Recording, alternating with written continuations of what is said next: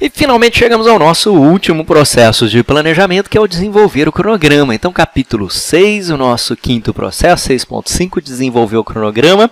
E a pergunta que eu mais recebo nesse ponto aqui é, mas Mário, o cronograma já não está pronto no final das contas? Como é que é esse negócio, né? Porque a gente já tem todas as tarefas, que foi feito no 6.2, né? Então, a gente partiu lá da IAP, temos toda a lista de tarefas aqui do 6.2.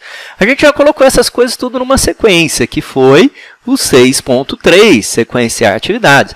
A gente entrou em cada uma e pôs a duração, 10 dias, 20 dias, então já está tudo na sequência, cada uma com o seu tamanhozinho lá, 6.4. Cronograma não está pronto, Mário? De certa maneira, sim, porque existe um processo separado que é o desenvolver o cronograma 6.5. Porque agora nós vamos fazer os ajustes necessários. Porque você fez o seu cronograma e digamos que ele está para terminar em dezembro de 2020. E aí você fala, poxa, Mário, mas o meu chefe quer que eu termine em julho de 2019. O que eu faço? Aqui no desenvolver o cronograma, a gente vai fazer a compressão do cronograma. Outra coisa que você fez aqui, que você colocou as durações, colocou os recursos, pode ter gente que tenha super alocada.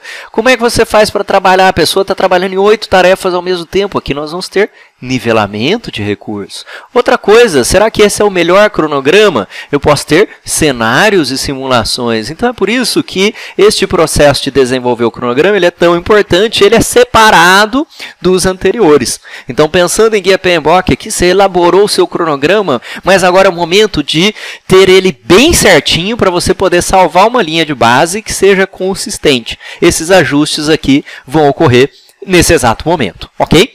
Então, desenvolver o cronograma é o processo de analisar aquelas sequências que a gente já fez, é o processo de analisar as durações que a gente já fez, os recursos que vão vir do 9.2, do capítulo 9 de recursos, as restrições, precisa terminar em uma determinada data, ter um feriado, tem um recesso, visando criar o cronograma do projeto. Então, basicamente, aqui você vai salvar a linha de base do cronograma. Então, a linha de base do cronograma sai daqui, deste processo. A revisão e a manutenção de um bom cronograma, realista e um bom cronograma, ela continua sendo executada durante todo o projeto à medida que o trabalho progride. Você vai atualizar, vai modificar, vai melhorar, vai continuar refinando, vai fazer o seu planejamento em ondas sucessivas aqui, ok?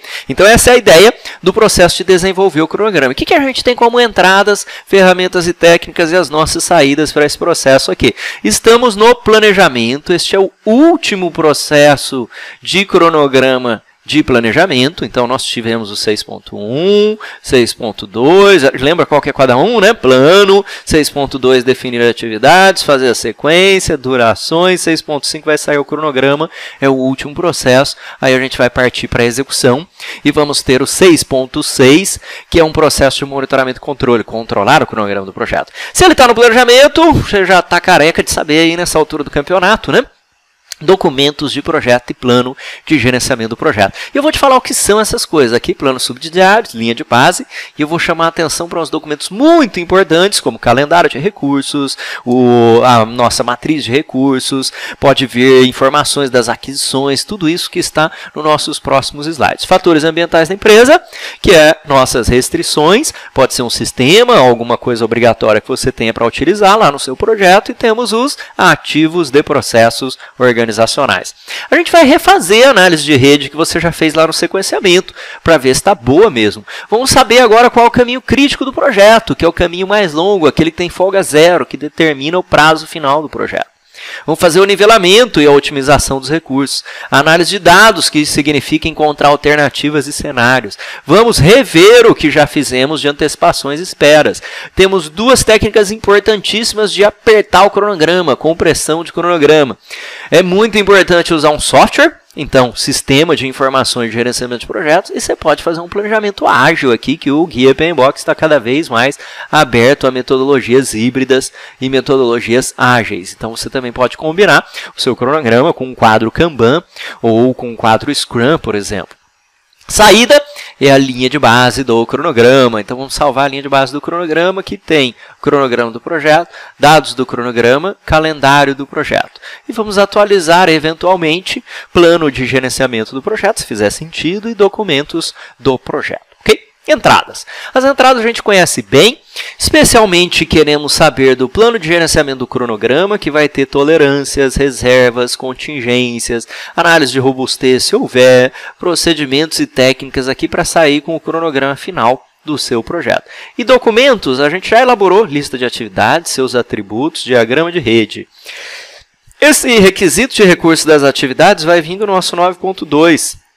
O calendário dos recursos vem da mobilização dos recursos, que é o 9.3, e vem também da condução das aquisições, que é o 12.2, gerenciar, realizar as aquisições, que a gente só vai saber quando está disponível as coisas quando a gente mobilizar isso aqui lá na execução, ok?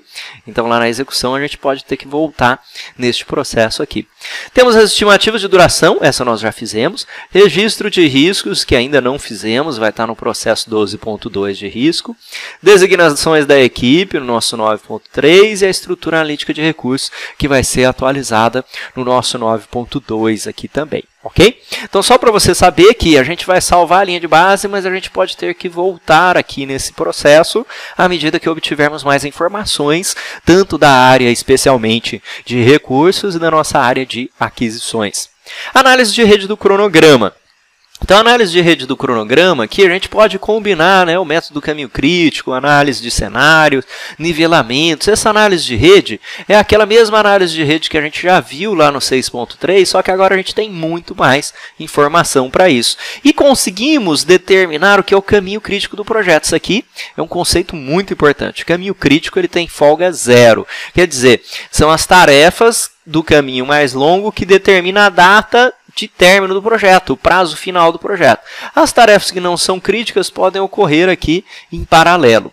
A folga total é a flexibilidade do cronograma a partir de alguma atividade. Quer dizer, você pode atrasar a atividade sem você atrasar o caminho crítico. E a folga livre é uma tarefa que pode se mover sem atrasar a próxima apenas. Então, folga total não atrasa o fim do projeto e a folga livre não atrasa a próxima tarefa. São conceitos importantes aqui para a gente. Uma outra coisa que vai acontecer é a otimização dos recursos. Pode ser que ocorra superalocação nos seus recursos ou mesmo subutilização. Tem uma pessoa ali que trabalha no começo do projeto e depois fica um tempão parado sem fazer nada. E a gente vai ter nivelamento e balanceamento desses recursos. Eu vou disponibilizar para você uma aula fazendo isso com o Microsoft Project, que vai ajudar você a entender um pouco melhor. Mas esse nivelamento é para que eu consiga manter o uso dos meus recursos estável e consistente ao longo da execução.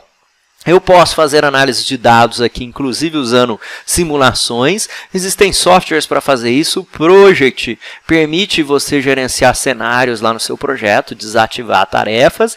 E existe um software de simulação Monte Carlo que se chama @risk, o @risk, caso você queira pesquisar, né, na prática aí do dia a dia dos nossos projetos. Você pode utilizar esse software em combinação com o Project, que é o @risk, o @risk. Outras ferramentas, eu posso mexer nas antecipações e esperas, quer dizer, começa a tarefa, termina a tarefa e espera alguns dias para começar outra. Eu posso mexer nisso aqui.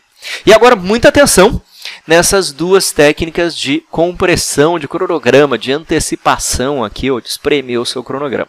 Uma delas é, em primeiro lugar, para eu poder comprimir o cronograma, isso aqui é muito importante, você tem que ter seu caderninho aí do seu lado. Você comprime o cronograma, essa antecipação aqui, apenas onde? No caminho crítico. Apenas no caminho crítico. Se eu antecipar tarefas que não são críticas, eu não vou conseguir acelerar o projeto, certo? Então, imagina, eu tenho essa tarefa, acaba o projeto. Se eu antecipar esta aqui, eu consigo terminar o projeto antes. Essa aqui eu consigo terminar o projeto, essa também. Se eu tiver essa aqui e terminar ela antes, ela não adianta o projeto, porque ela é uma tarefa não crítica. Então, a antecipação só vale para o caminho crítico. Eu posso fazer a compressão, que significa colocar mais gente, adicionar recursos aqui, recursos adicionais, para acelerar o projeto. Por exemplo, imagina que aqui eu tenho que pintar uma parede, tenho um pintor, e eu quero colocar 2 pintores aqui nessa parede para poder acelerar o projeto. Então, com 2 pintores, eu vou conseguir terminar talvez em metade do tempo. Isso é compressão crashing, adicionar recursos. E o que é o paralelismo? É eu tentar adiantar quebrando a precedência, e não podem ser precedências obrigatórias. Então, não posso começar a construir o telhado se eu ainda não acabei de construir a fundação. Mas digamos que eu tenho uma tarefa aqui, que é pintar a parede 1, depois pintar a parede 2. Eu ia pintar uma e depois pintar a outra. Se eu tiver a opção de começar a pintar junto, eu vou fazer uma sobreposição aqui. Tem gente que gosta de começar a testar, por exemplo, você faria o produto inteiro e depois faria o teste. Tem gente que já quer começar a adiantar alguns testes aqui enquanto o produto não está pronto. Isso é um exemplo de o quê? Paralelismo. Pode existir algum retrabalho se o produto mudar. Mas eu estou fazendo o que aqui? Vou ter atividades que normalmente executadas em sequência vão ser feitas simultaneamente, em paralelo. Então, com alguma sobreposição, ok? Então, compressão ou crashing, o que é? Adicionar mais recursos para acelerar a tarefa. Paralelismo ou fast tracking, o que é?